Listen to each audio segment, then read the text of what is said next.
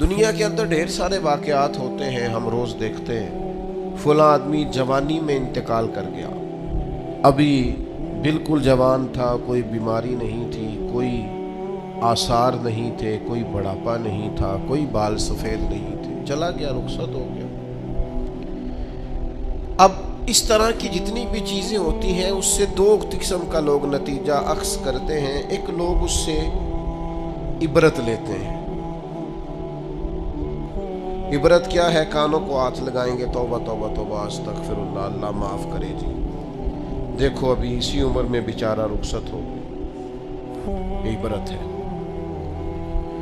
وہ دیکھو جی ابھی بچے چھوٹے ہیں، ابھی دیکھو وقت آیا تھا آسانی دیکھنے کا، ابھی حالات ٹھیک ہوئے تھے، دیکھو جی توبہ توبہ کیا معاملات ہیں، بس کانوں کو ہاتھ لگایا، چھٹی ہو گئی، یہ عبرت ہے۔ اور کچھ لوگ ایسے ہوتے ہیں جو ان چیزوں سے نصیحت حاصل کرتے ہیں۔ وہ کہتے ہیں یار وہ جوانی میں چلا گیا تو میں بھی تو جا سکتا ہوں نا، لہذا وہ کیا کرتے ہیں؟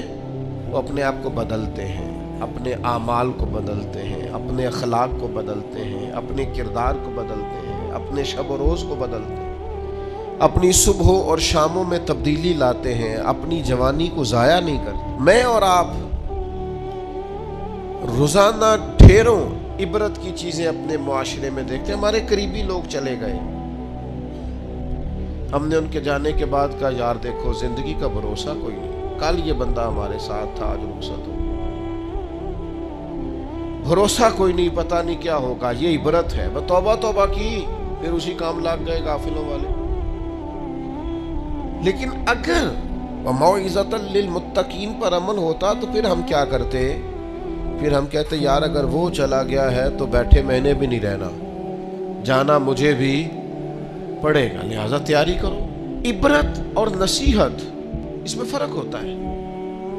ہم چیزوں کو بطور عبرت دیکھ تو لیتے ہیں پر ان سے نصیحت حاصل نہیں کرتے۔ ہمیں نصیحت حاصل کرنی۔ قرآن مجید فرقان حمید کے اندر بہت ساری قوموں کے احوال اللہ نے بیان فرمائے۔ کس لیے بیان کیے؟ قرآن کوئی معاذ اللہ ہمیں کوئی واقعہ سنا کے ایسے ہی گزرنا تو نہیں چاہتا، لیکن اتنی قوموں کے حالات ہیں، جگہ جگہ ذکر ہے جناب نوح کا، ان کی قوم کا، جناب داؤد کا، ان کی قوم کا، جناب لوط علیہ السلام کا، ان کی قوم کا، جناب شعیب علیہ السلام کا، ان کی قوم کا، جگہ جگہ پہ ذکر ہے، تذکرہ ہے، انبیاء نے انہیں سمجھایا ہے، وہ باز نہیں آئے، اس کی انہیں سزا ملی ہے۔ جناب شعیب علیہ السلام کی قوم ناپ تول میں کمی کرتی تھی،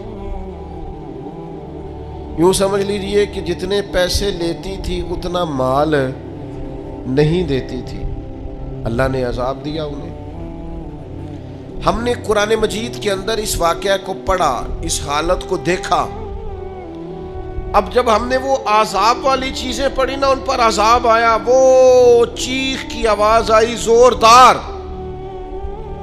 اتنی زوردار کہ لوگ تاب نہ لا سکے اور مر گئے۔ تو ہم نے کہا توبہ توبہ، اللہ معاف کرے، اللہ معاف کرے۔ بس یہ ہے عبرت اور نصیحت، یہ ہے کہ کچھ بھی ہو جائے آج کے بعد ناپ تول میں کمی نہیں کریں، جو مرضی ہو جائے، جتنے مرضی غربت آ جائے، جتنے مرضی حالات ابتر ہو جائیں، لیکن ہم کبھی بھی کسی شخص کے ساتھ یہ والا معاملہ نہیں کریں گے کہ پیسے پورے لیں گے چیز تھوڑی دیں گے۔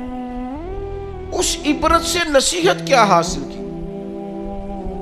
جہاں میں ہے عبرت کے ہر سو نمونے، مگر تجھ کو اندھا کیا رنگ و بو نے، کبھی غور سے یہ بھی دیکھا ہے تو نے، جو آباد تھے وہ مکان اب ہے سونے، جگہ جی لگانے کی دنیا نہیں ہے، یہ عبرت کی جا ہے، کوئی تماشا نہیں ہے۔